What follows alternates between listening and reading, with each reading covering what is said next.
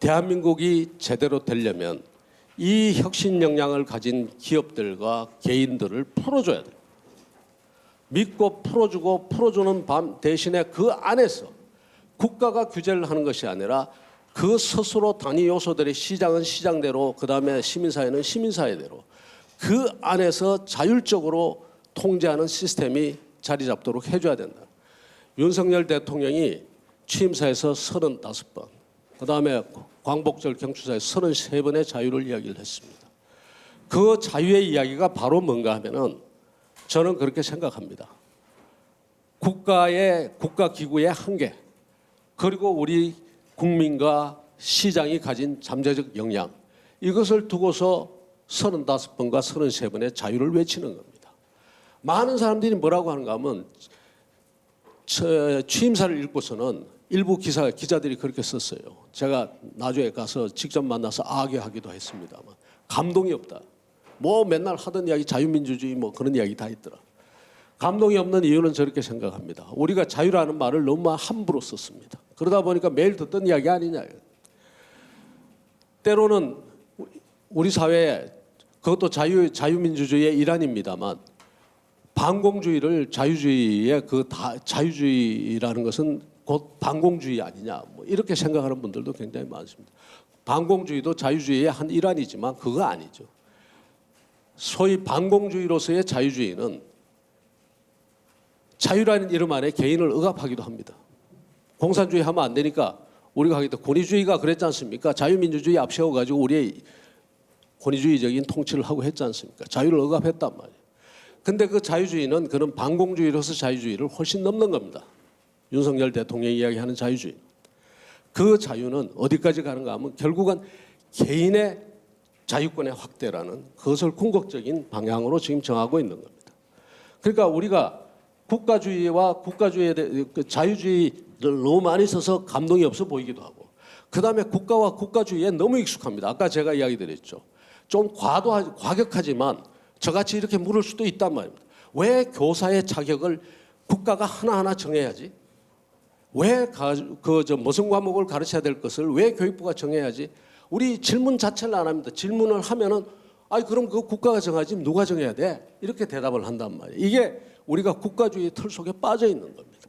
아까 그러죠. 자기도 모르게 말하자면 소주 광고 규제해야 된다고 하고, 그 다음에 자기 그 비만 먹방 광고 규제해야 된다라고 생각하는 게 우리도 모르게 그냥 나와버린다고요. 이게 국가와 국가주의에 대해 익숙해버리고, 그러다 보니까 이 자유민주주의라는 이 자유시장 경제 이 수사로서 굉장히 감동이 없어 보이는 겁니다. 그런데 아닙니다.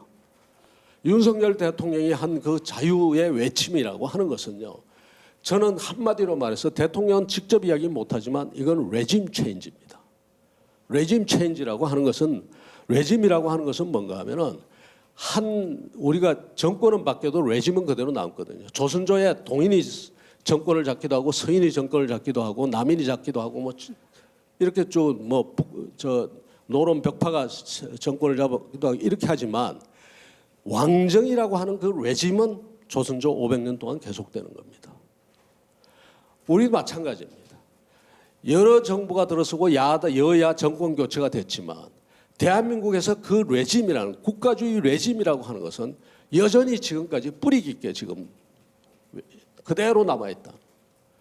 교육부가 모든 교육을 다 통제해야 되고, 그 다음에 중앙정부가 지방정부를 전부 통제해야 되고 하는 식의 레짐은 상당히 약화되었다고 하지만 여전히 굳건하게 자리를 잡고 있다. 윤석열 대통령의 자유주의는 지금 어떻게 보면은 수십 년, 어떻게 보면 수백 년, 아니면 길게 보면 수천 년 내려온 이 국가 중심의 국가주의 레짐을 바꾸자는 레짐 체인지를 이야기를 하는 겁니다.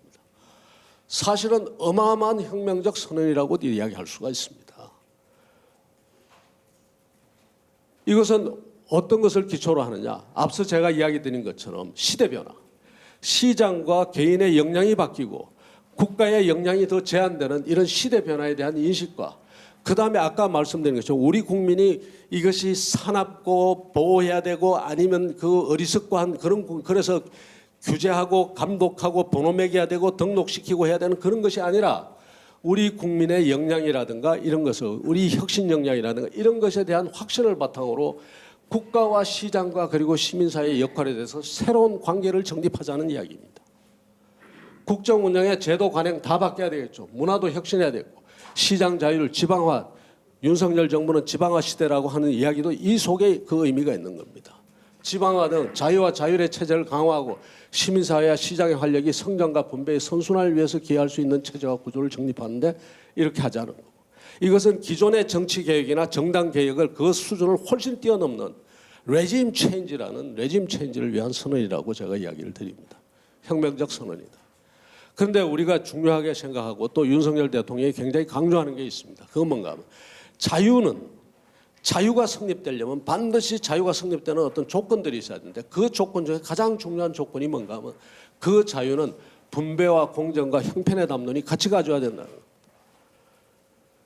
자유는 언제 위협받는가 하면 그 사회에 분배가 공평하지 못하고 그다음에 그 사회에 여러 가지 불합리한 권력 행사가 있고 공정하지 못하고 상식이 어긋나고 이럴 때 사람들은 그 자유주의 체제를 뒤엎고 자유의 가치를 갖다 부정하게 됩니다.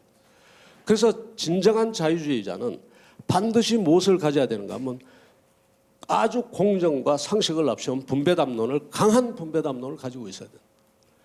그래서 윤석열 대통령 취임사에도 법언하지만 그리고 최근에도 강조되지만 오늘 제 세모녀 그런 이야기도 있었습니다만 이런 우리 사회에 굉장히 어렵고 힘들고 일어설 수 없는 그런 사람들에 대한 어떤 국가적인 배려, 이거야말로 국가가 해야 될 일.